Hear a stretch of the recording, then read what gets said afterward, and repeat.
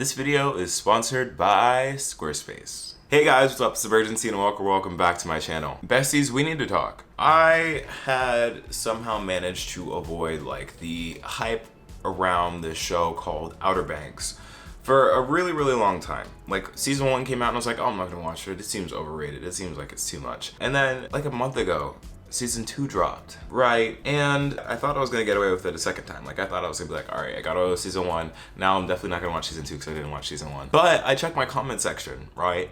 I checked the comment section and it's all like, watch Outer Banks. Outer Banks, please, like Outer Banks next. Like, and at this point, I'm just like, I can't really pretend like the show doesn't exist and I don't know what people are talking about. So I gave it a go.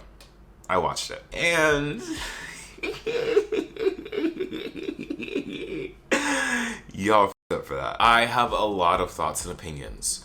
So let's talk about it. But before we do that, make sure you leave a like on this video, and if you're new, to hit that subscribe button so you never miss when I post. Also follow me on my social medias here at Imurgency. Okay, let's get into it. But Outer Banks was very unexpected. It wasn't the type of show that I thought it was going to be, because when I'd always see like advertisements and promo for it, it always seemed like it was like that kind of show where, I don't know, it seemed like real country bumpkin. Like it didn't seem like there was a ton of plot to it. It was just like a bunch of teens just out in the South and just hicking and hacking, and that really just did not vibe with me. So I always like skipped over it, thinking like, I'm not really gonna like it. I don't think it's like any plot.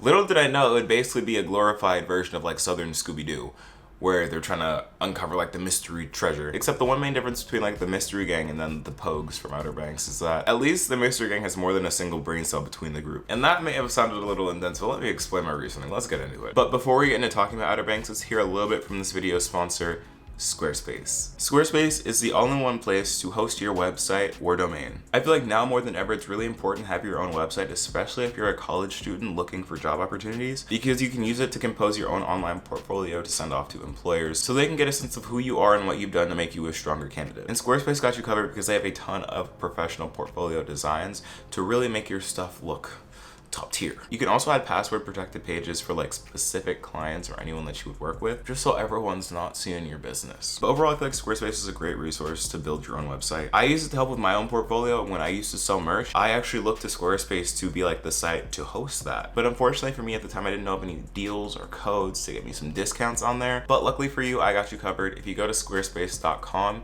you can start your free trial today. And when you're finally ready to launch, you can go to squarespace.com/emergency or use code emergency to get 10% off of your first website or domain. Thank you so much, Squarespace, for sponsoring this video. Let's get back into talking about Outer Banks. First, background. Outer Banks takes place in Outer Banks, which I didn't know is actually like a set of islands off the coast of North Carolina. But it basically follows the main character, John B., who is a high school kid who looks 30. And basically his father went missing 9 months before the show takes place, and it's presumed that he's dead, but John B. doesn't believe that he's dead, so he brings like all of his group of friends on this mystery to find this set of treasure that was left somewhere on the island from way back that his father was trying to find and went missing trying to find. And John B is just really hoping that by finding the treasure he can either find his father or at least like complete like the mission that his father was on before he died. Actually, now that I think about it, that sounds very similar to the plot of On My Block, just in the South. But similar to On My Block, finding that money and the quest to find the money gets him into a lot of trouble with other people that are looking for it. And like the way that the show is set up, there's like these two social classes. There's the Pogues, who are like the lower income, stereotypes being like really devious, rowdy group of people. And then there are the Kooks that are like the really wealthy group of people on the island. And there's conflict between the two. Our main group of people are the Pogues. We have John B, who I just explained. We have Kiara, who's actually a Kook because her mom was a Kook who married a Pogue. So she kind of gets like choose between the life, and she really wants to live like the Pogue life. Her whole family situation like is super messy. There's Pope. In the first season, I really liked Pope because like he was like the one black character on like their side, and he was like really smart. Like he was supposed to be like the brains behind the operation. I really liked seeing like him in that role. But then season 2 rolled around, and for some reason he just got stupid. Like he consistently made horrible decisions that slowed everyone down in the process and got people in a lot of trouble. And a lot of his rationale just didn't really make sense. And we'll get into it later, but like his whole plot point, him being like the focus of like the second half of the second season really just did not make too much sense for me, and it seemed like they kind of like pulled that out of nowhere. There's also JJ, and I felt really bad for JJ for both seasons. In my opinion, he was kind of annoying and like childish, but we get to see why that is because like of his abusive relationship with his father. And after seeing that, you kind of just want to like protect JJ. You're like, oh, JJ, please. But then on the kook side, we have Sarah, who is in like the main family, the main antagonist family that does like really all of like the evil stuff. She also ends up dating John B and then converts over to the Pogues. Sarah's nice. She has a really good heart. She's like overly trusting and overly faithful in her family. Even after they do a bunch of horrible stuff, like I don't understand why you would think that you could convince your family after that point. Like if your family can unalive multiple people, why would you think that they would just listen to you and be like, you should turn yourselves in? Like you should just let me go. Like no, you know too much. Like I don't get why you'd go back. But along with Sarah, there's also Topper, and I really just don't know how to feel about Topper. I hate his name. We'll start there. I can't tell whether I like Topper or not because he constantly does like really mean and like real like frat bro things. But then he also comes in at like random moments and like helps out Sarah or helps out John B. So I can't really place him anywhere. He's just really in love with Sarah because before Sarah was dating John B, she was dating Topper, and he's just really in love with her. I don't know how to feel about that, man. I really don't. I'm leaning towards not liking him just because he doesn't like the protagonist, but to be honest, I'm not sure I like the protagonist either, so. And then the last kook that I'll talk about that I feel like is really relevant is Rafe. And Rafe is Sarah's older brother, and he's actually crazy. Like you get to see like how he gets there. It just seems like a stupid frat bro, but then you like see that like Sarah and Rafe's father is like the main cause behind why he is the way he is, like putting him under a lot of pressure, never like really truly loving him or actually caring for him in the same way that his dad cared for Sarah and their younger sister Wheezy. So coupling daddy issues with money issues, and then his dad forcing him to like bottle up his emotions. You kind of just mix that up, and then all of a sudden you just get Rafe the psychopath. And it truly is concerning whenever he's on the scene, I have to say. Now that's who you need to know. Now let's talk about what you need to know. So I think I'm gonna focus more on season 2 with this. So season 1 left us off with John B getting framed for murder that he did not commit by Sarah's dad to try and cover up all the shady stuff he was doing with like the treasure that he found. And basically Sarah and John B end up getting on a boat and sneaking off the island while like the SBI and all the local police are like looking to arrest him, and they end up going off to the Bahamas. But it's like a mystery of if they survived or not because they went into like a tropical storm and like got lost at sea. And that's one thing about the show that kind of lowers the stakes. It doesn't feel like anyone actually dies. Like John B and Sarah were supposed to die, they didn't. Later on when Sarah's dad blows himself up so that he doesn't get charged with the crimes, he doesn't actually end up dying. And then it turns out at the end of this season that John B's dad isn't even dead. Like, has anyone meaningful actually died in this show and stayed dead? Like, there's too much plot armor. Way too much plot armor. Basically throughout the second season, I feel like season 2 in my mind was more interesting than season 1. In that same vein, season 2 was also much more frustrating than season 1. Just because like the plot kept getting deeper and it felt like everyone just kept making stupider and stupider decisions. Like I'm convinced that each of these characters all share a single brain cell the way that they navigate throughout all the things that they encounter. Like, huh? What's Jumpy? Jumpy! Like no one ever makes a single good decision. And like I get it because like in the show they're supposed to be 16, but like when all the actors look like they're in their mid to late 20s, it really just kind of throws you off because the actions don't match the appearances, and you're just like, how are you at your big age making those same mistakes? And you gotta be like, oh wait, they're 16, makes sense. But even like 16-year-olds, I feel like wouldn't make that many wrong decisions. Like let's think about it. So much of the second season could have been accelerated or even finished. Like for one, if Kiara didn't freak out when all the Pogues were videotaping Ward actually like unalive someone and got it on camera. Like they literally had all the solid evidence that they needed, but then Kiara wanted to go be like, and end up having all the film be destroyed. And it's not all in Kiara too, it heavily is in Kiara, but also Pope. Like why would you bring a film camera and where did you get a film camera from? Like I get like he explained like, oh, it's for the exposure and the hyperfocus and the lens or whatever. But like modern technology does the same thing. Like you could have brought a phone. Like if you're going to invest that much in a very expensive camera, just get a phone. Get an iPhone 12 Plus, that baby's water resistant. But there are just so many moments like that where they like could have actually cracked the code and gotten the evidence that they needed and got the results they needed, but they were their own worst enemy and got in their own way. And I guess if we look at the positives, I guess that is a good change from a lot of like teen shows where like teens are the focus, because it seems like a lot of times like the teens know too much. Like they never make mistakes or get in their own way or like self-sabotage or anything. It just seems like they're like too perfectly written to actually like be teenagers. So like having them make mistakes gives them a little bit of realism to them.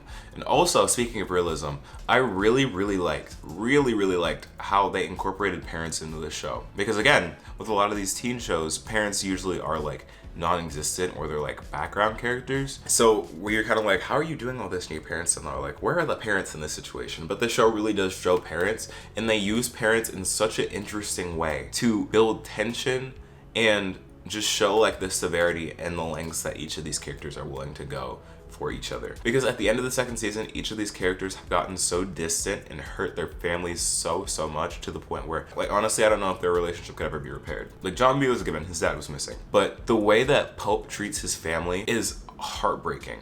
Because you can tell, like, his family really cares for him and really supports him and loves him so much. But he continuously goes and breaks them. And you can really see it in their dynamic, because each time that Pope goes out unannounced or like gets into like some trouble, it like really hurts his family. Like, his mother is distraught and his father is too, but he's mostly just angry because he has to deal with his mother being distraught and him losing his son. It just really hurts, because you can really tell that they care and love for him so much, but there's like nothing that they can do, because it just seems like each time they see them, they're losing more and more of their son, which is really sad. But also, go along with that, like, it's really interesting because this whole second season revolves around Pope with his like family's gold, because like apparently somehow like one of the only 3 black people on the island actually end up being a descendant to like this ancient freedman slave, which, I mean, okay. And it just happens to be Pope. And this whole time, something that I didn't get was he suddenly got like super invested in like protecting his like family treasure, which, I mean, like, I get, because like as an African American, like every part of our culture that we would have known before, any part of like our heritage, was like stolen from us, and that was exactly what was happening in this thing. But he literally did not know or care about this for the 16 other years he was alive, and suddenly now he's like super hyper fixated on it, and his constant defense is like he's doing it for his family. Like, how can you really care so much about your family and your ancestors while also separating and really severely hurting your family that is actually living and alive with you today? So that really didn't make sense to me, like what his motivation really was. Like, I get it if it was the money, but he made it really seem like it was like a family tie, like he was really doing this for his family, like he was personally invested. It wasn't adding up for me. It was really interesting how they managed to link like the stuff from like season 1 and the first half of that to like the stuff in season 2 and like that second half of like the cross and stuff. Because at first I was like, why are we getting like a slavery arc? Like, it really just did give like heritage. With that one lady with the arm canes, where basically her descendants were like owners, it was just something about the way that she was talking to Pope that I really just did not like, and how she was trying to steal his money. Like, I don't know how we got there. But they somehow made it work and brought it back to Ward being the main bad guy. With all that said though, even with all of this stuff that really just confused me, baffled me, angered me, infuriated me even, it was surprisingly addicting. Like, I was here for like the next episode and the next episode and the next episode, just because there's so many moving parts here. I really wonder if these are like unpopular opinions, because I couldn't be the only person that like saw this, right? Like I don't know, it's like a good show and I really enjoyed it, and the actors are phenomenal at their jobs. I just constantly got infuriated by them. Now I want to take a minute to talk about the finale, like the end of season 2, because that final episode did do a lot. Like, it did a lot, and especially like the last 10 minutes were insane. So we know, like, in the finale, they try and like take over the ship and try to take Sarah back and the cross back. And of course they get Sarah, but they fail to bring back the actual cross because of things that occur. And it really got me thinking, like they mentioned this like when I got stranded on that island, but like throughout the 2 seasons, these 20 episodes, the Pogues really have, when you think about it, they've done nothing. They've accomplished nothing. And it's so sad. It really makes you think, like, what did I watch 20 episodes for? What did they accomplish in all of that time? Like, they thought they were gonna get the gold, they didn't get the gold. They thought they were gonna get the cross, they didn't get the cross. They thought that they got Sarah's dad and family dead and in prison. Didn't do that. And then finally they thought that they were going to stop Sarah's family after they failed all those other times, but then they also failed to do that. So really the only thing that they managed to do was to convert Sarah to a Pogue, bring Sarah back, and then stress the out of each of their parents. Like, who's really winning here? Like, was any of this really worth it? It really makes you think. Like, at least they have each other. Like, they're stranded on an island. That's cool. Like, yay, bestie vibes. But like, we don't have any money, family, water, or a phone signal at that. So we'll see how it works out in season 3. But last thing, let's get into that final 5 minutes. We end up in Barbados. But specifically, the old lady with the canes ended up in Barbados. Like, how is she still alive? How is she still kicking? Because she made it seem throughout the season like she was on death's bed. Like, she was coughing, hacking. She made it seem like she had days left, the way that she was rushing. But it turns out she's good and fine, and she can make her way to Barbados. Some of that doesn't add up. And then she somehow knows where, get this, John B's dad is. Because it's revealed that John B's dad is alive this whole time, right? And they somehow know each other. Like, how? I have so many questions for season 3. I'm like ready for season 3 because I'm just ready for more tea to be spilled.